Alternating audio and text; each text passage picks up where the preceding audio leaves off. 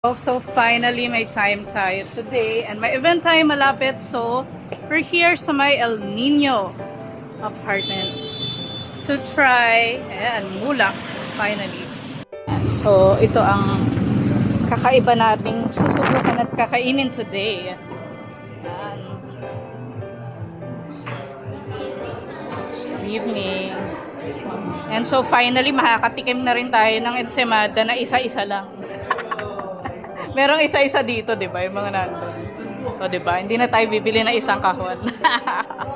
How nice! They have ano rin, no?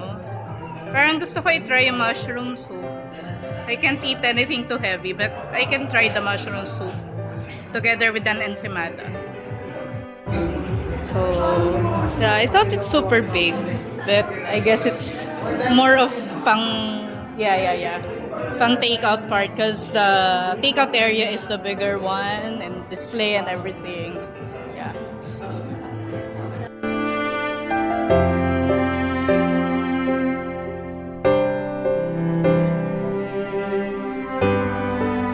So, mas maganda to sa actual. It's totally aesthetic, ha? Unahin natin ang soup, syempre. You know, their counter's perfect for vlogging.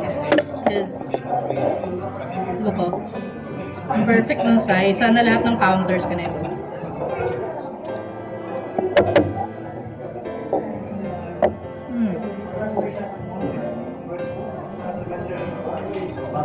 Is it nice?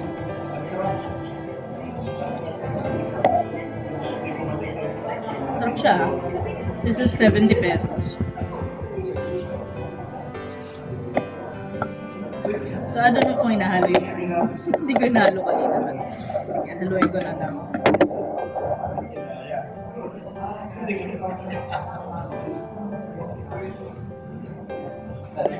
Yeah, okay siya. Pasado. Ayan, so itong ensaymada natin i-try. Naman na i-try natin. So, ayon nga sa vid. Tatanggalin mo lang ng ganyan. Tapos gaganunin mo para hindi kumalat yung ensaymada. Makalat pa naman ako magbukas. O, diba? Buhay pa naman siya. At buhay pa rin yung keso. Ayan siya. Yung salted egg, yung binili ko. This is for 55 pesos. Sa size, medyo... Sige, tignan na lang natin. Sarap siya. Fluffy. Hindi dry yung loob. So, try natin i-bite yung part ng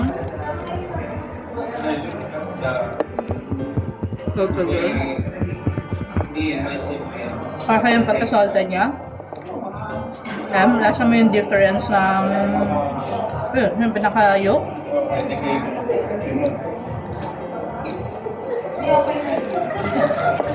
Kung 55 ba to? Yeah, actually. Pasado naman siya sa 55. Kaya gusto ko pa rin i-try yung iba nilang products. So, hopefully mapadaan ulit tayo dito.